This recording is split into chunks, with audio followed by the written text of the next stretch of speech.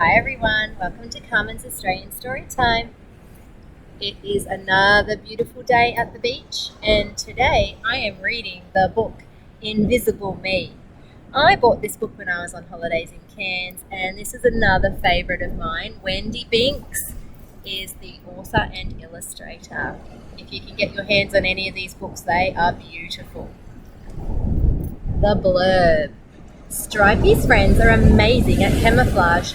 How do they manage it? Join Stripey on his quest to become invisible. Do you sometimes try to become invisible? Sometimes I think we all wish we could be invisible. Stripey the emu chick lived at Fair Dinkum Flats with his 29 brother and sisters and his parents, Crikey and Sheila. Stripey wondered why all the emu chicks had fluffy stripes, while his parents didn't.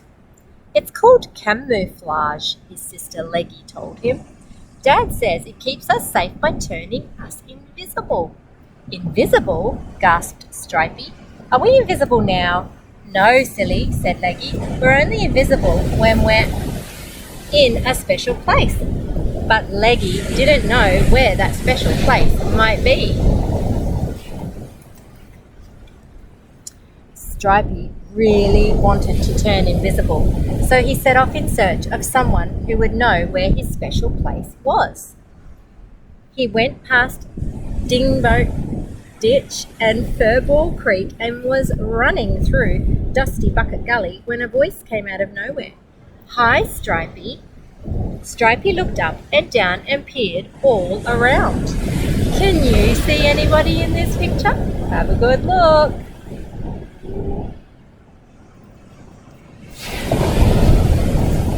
I think there's some camouflage going on. There was nothing to see but rocks until something moved, and there was Bluey, the red kangaroo, with her Joey socks. You're invisible, said Stripey, impressed. I'm looking for the places where I can be invisible too. Do you know where that is? Said Bluey, scratching her chest. These rocks work well for us. Why don't you try here? Do you think that's going to work for Stripey? I don't think so. Stripey lay down beside the rocks and tried hard to make himself invisible, but Bluey shook her head. Sorry, Stripey, emu chicks must need a different place. You'll have to ask someone else. Wrong colours, I think. Stripey wasn't about to give up so soon. He ran past the rocks and up over the hill to Jerry Can Junction. He heard a voice say, Hi, Stripey. Can you see in this picture? What's hiding? Stripey looked up and down and all around. Suddenly a tongue flickered, and there up a snappy gum tree was Swagger the goanna. Swagger, said Stripey, you're invisible too. Do you know the special place where I can be invisible?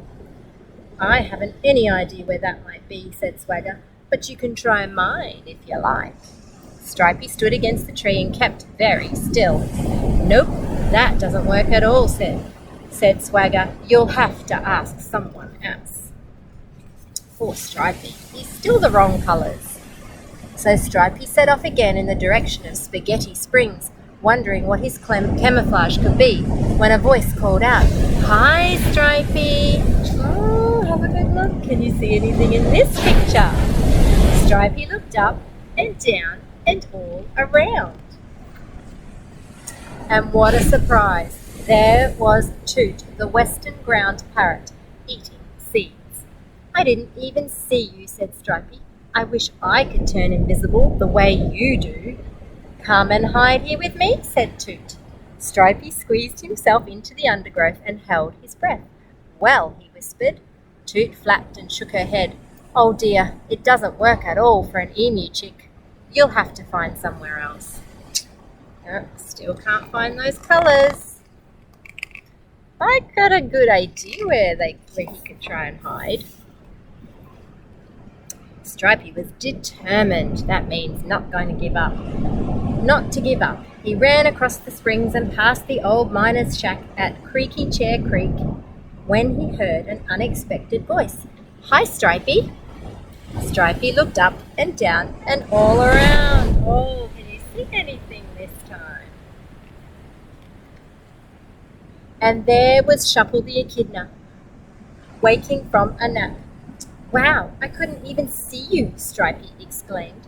Do you know the place where I can be invisible too? Shuffle shook her head. No idea, but why don't you try here with me? So Stripey lay down where Shuffle had been. Shuffle took one look at Stripey and laughed. You look like a very cold, stripy toilet brush. I guess you'll have to ask someone else. Yes, if you were hiding in amongst the toilet brushes, maybe. Stripey set off more quickly than before. He couldn't wait to be invisible. He was just passing some houses on the edge of Dunny Door Town when a voice called out of the blue. Hi, Stripey. Stripey looked up and down and all around. Hanging with the washing. There, on a washing line between the socks and the jocks, was Hanger the fruit bat. What a great place to hide, said Stripey. I'm looking for the place where I can be invisible. Do you know where it is? I haven't got a clue, said Hanger, but you can try hanging out with me. It wasn't easy, but Stripey managed to hang upside down. Wherever your special place is, it's certainly not the washing line, said Hanger. You'll have to ask someone else. Doesn't fit in there. Stripey set off again, even though his legs were getting tired.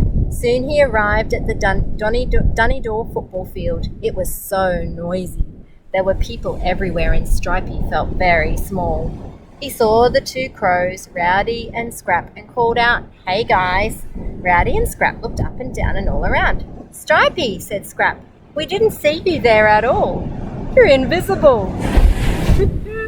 Stripey looked down at himself, then around at all the people.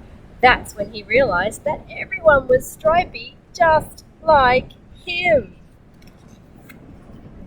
I've done it! I've turned invisible, laughed Stripey. I've found the special place for me. But Rowdy and Scrap looked at each other and shook their heads. Oh no, said Rowdy. That isn't the right place for you, Stripey. You belong in the bush.